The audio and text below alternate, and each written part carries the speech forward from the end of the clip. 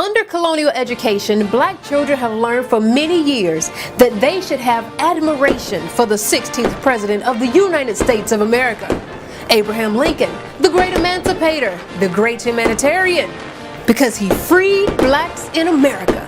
The question is, did Abraham Lincoln really free our ancestors? Was he truly interested in their human rights when writing the Emancipation Proclamation?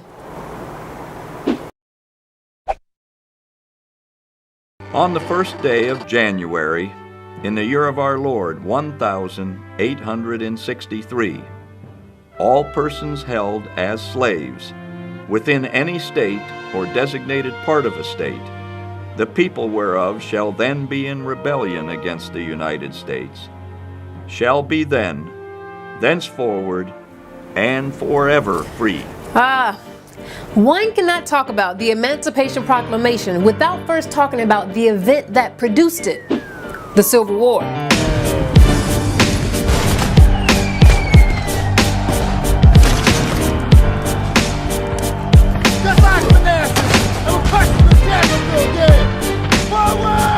It must be understood that the leaders of this cotton slave system dominated the South. Well, the entire nation, really. The White House, the Senate, the Supreme Court, the armed forces, and they made the foreign and domestic policies to keep it all in place. The Northerners founded a party, the Republican Party. This wealth system of the North was more industrial. They won the election, now taking control, and that sought to dominate and control the expansion of white power into the West. Because basically whoever could control this new expansion could control the Union. How could the North, that required their wealth a little differently, how could they accomplish that? Easily, by setting a policy to control whether or not these new territories could have slaves. No slaves would ensure the Union's domination. Allowing slaves could ensure the Confederacy domination. But both sides, the North and the South, brought up constitutional arguments concerning their rights to slavery. But beyond the jargon was two different wealth systems fighting for domination. A family feud. So to say that this war was anything about slavery, as in morally they cared? Again, it was two sides fighting for domination, which led to no other solution than to have an armed battle to the death. And this fight led to the threatening end of slavery. The South was determined to leave the Union and to form their own nation. So why then was the Emancipation Proclamation written? Lincoln's first priority was not enslaved Africans. His first priority was exactly what he stated. I view the matter, the Emancipation Proclamation, as a practical war measure to be decided upon according to the advantages or disadvantages it may offer to the suppression of the rebellion. Simply put, it was a strategic war tactic, anything he could do to stop the South from rebelling. Understand that the Emancipation Proclamation did not say that it would free all the slaves. It stated that any slave in rebel territory would be granted freedom.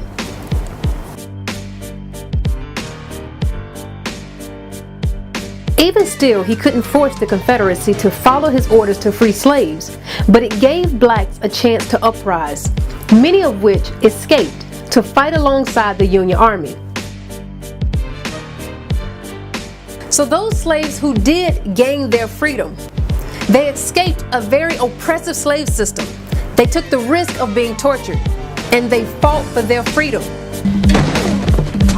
But please note, Abe Lincoln was reluctant to arm slaves to rise up against their masters and sabotage production, in fear that they'd fight an independent struggle, like the blacks in Haiti. But to have a chance at winning this war, they needed the enslaved Africans. But let's look at the Emancipation Proclamation even closer. How can we prove that this document wasn't about the moral need to be just to black people? It stated that it would free slaves only within rebel territory.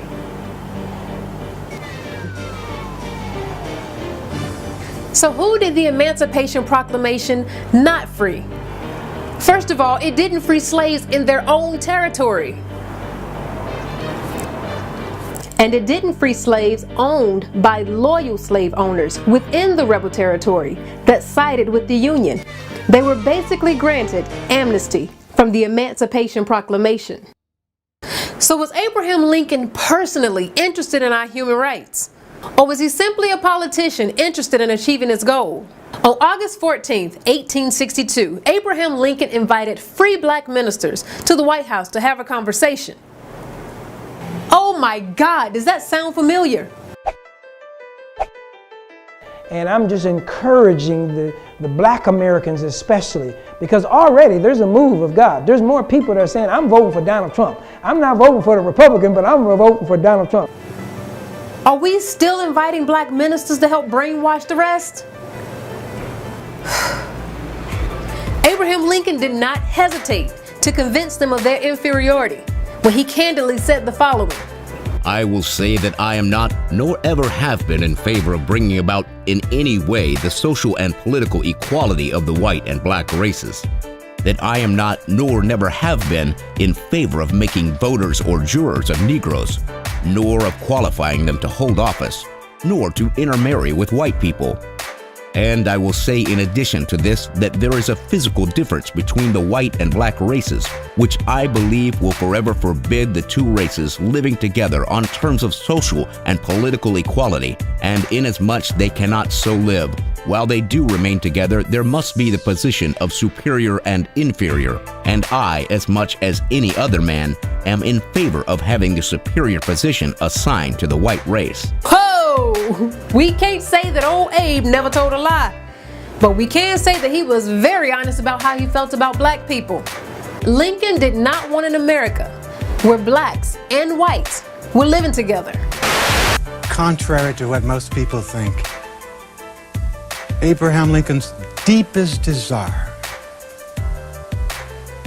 was to deport all black people and create an all-white nation. The colony of Liberia has been in existence for a long time.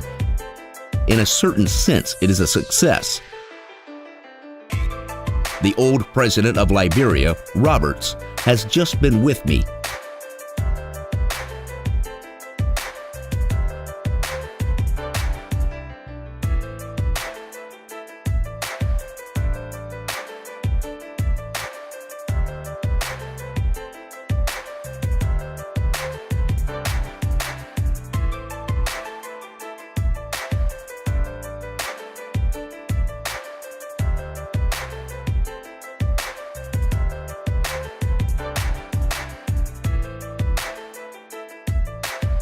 The first time I ever saw him, he says they have within the bounds of that colony between 300,000 and 400,000 people, or more than in some of our old states, such as Rhode Island or Delaware, or in some of our newer states, and less than in some of our larger ones. They are not all American colonists or their descendants. Something less than 12,000 have been sent thither from this country.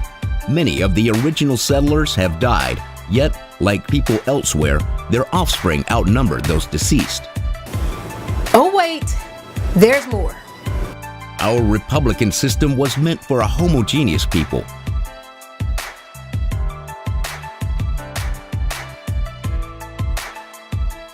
As long as blacks continue to live with the whites, they constitute a threat to the national life.